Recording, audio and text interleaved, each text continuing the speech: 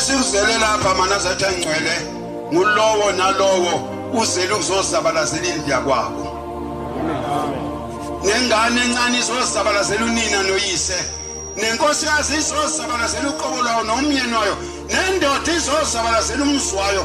Athe uyise nxa ehamba emhlabeni wayishiya wasethi mntanami khulisa lo muzi engikwenzele wona. Imizi esinawo sayenzelwa ngobaba bethu, asilondolozeke leyo mizi ke bese singakhohlwa ukuthi uNkulunkulu wethu thina balapha ekhaya ushembe.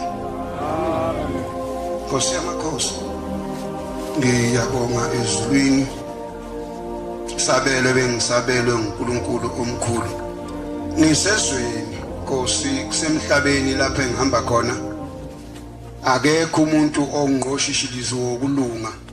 Ingoma yalapha ekhaya ithi izithelo zokulunga abanazo, bayiphiwa nguNkosi.